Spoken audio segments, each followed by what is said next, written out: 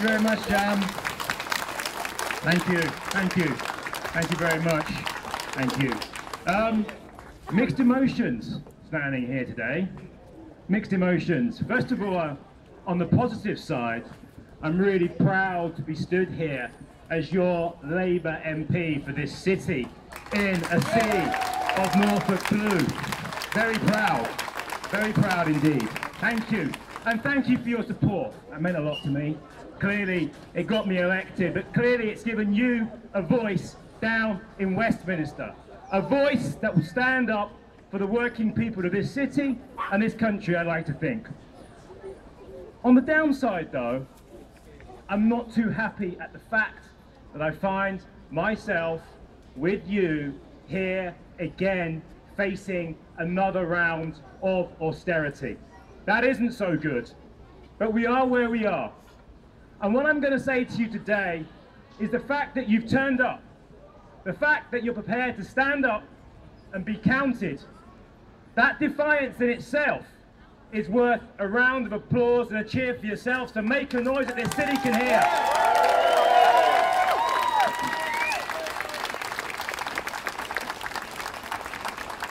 But back to the bad news. I'm afraid to say that the last 5 years have been a bit of a dress rehearsal. I have here a document. No, I'm not Neville Chamberlain, and this isn't Peace in Our Time. But it is a document, nonetheless, a document of woe. It is the Queen's speech.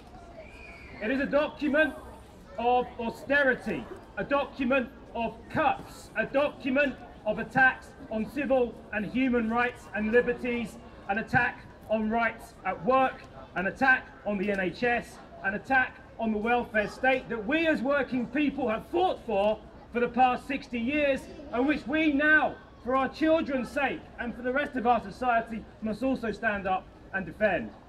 I suggest you have a look at this document. It talks about forcing housing associations to sell what is left of the affordable homes in this country. I know that in the 1980s, the Conservative government forced the Labour City Council to set off the vast majority of the housing stock in this city. Now, only 30% of the original residents who lived in those homes actually own those homes. The rest are owned by private landlords. We have a Tory government that talks about cutting welfare benefits. Well, I'll tell you what, if you want to cut welfare benefits, then build more affordable homes. Don't hand over affordable housing to the private sector and private landlords to increase the housing benefit bill.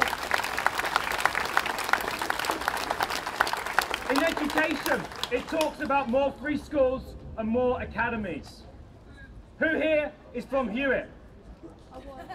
Yeah? A few of you Hewitt? Okay. You'll know what it means when your school is handed over, lock, stock and barrel, to the Inspiration Trust, to an academy chain, which is in effect the thin end of the wedge for the privatisation of our education system. I would urge all of you here today support the parents and pupils of Hewitt, because austerity isn't just about cutting public services. It's also about attacking the very underpinning fabric of our society, and a free education system run by us, democratically accountable, transparent. This is a basic right that we have fought for, and it's something that should remain, and this document undermines that completely. So I would urge all of you to stand with those pupils and parents at Hewitt and help them defend their school. And to all parts, indeed. On trade union rights at work, they're talking about ending facility time, about making it illegal to strike in the public sector if you do not have a 40% threshold. Most of the Tory MPs who will support this did not have a 40% threshold when they were elected. This isn't about democracy, this is undemocratic, and it should be opposed at every step of the way. When Len McCluskey was right when he said that if the law is wrong, if the law makes no sense, if the law impinges on your very basic human rights, then you should break the law. And I agree with him on this. From the co-colonel masters onwards, we have fought for the right to withdraw our labour. It is a sacrosanct part of a democratic society, and we should defend it at all costs. So basically, in effect, this is Thatcherism 2.0. The bastard child of free market economics that caused the economic crash and the Thatcherite economics and politics of the 1980s. But you know what? It doesn't end there. They're not content with eroding what we have won hard fought over the last 60 years. They now want to destroy my party, the Labour Party. Not content with beating us, not content with destroying the welfare state, they now want us to have a democratic and republican form of government in this country, where no matter who loses, big business wins. That is what they want. They do not want a real opposition. Now, I understand that parliamentary politics is only one component of opposition, but it is an important part nonetheless. And people often ask me, who are you going to support in the leadership election of the Labour Party? In fact, I've been asked by many in my own party, in the Parliamentary Labour Party, who I will support. And I'm not supporting anyone until they give me a cast-iron guarantee that they will stand up and oppose the sale of housing association homes, that they will stand up and oppose austerity, that they will stand up and oppose attacks on the welfare state and on trade unions. Until they give that promise, I cannot give my nomination to any of them, and I haven't done so far.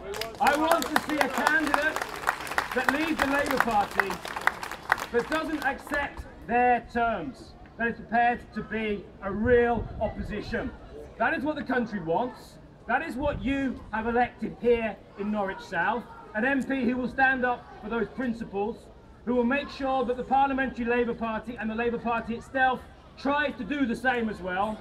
I thank you for your support, because ultimately we all understand there can be no compromise with austerity, there can be no surrender to austerity. Ultimately, we want to see a better society, a society founded on hope, because hope is the fuel of progress, and it's progress that we want. So thank you for coming today, thank you for listening patiently. Get involved with this campaign, get involved in standing up to austerity. It's your future, your children's future, it's your society, it's your welfare state, it's your livelihoods, it's your city, it's your country. You want a better planet, you want a better world to live in, stand up and be counted. By coming here today, you started that process, and I'm proud of you, and I hope you will be proud of me in the next 5 years. Thank you very much.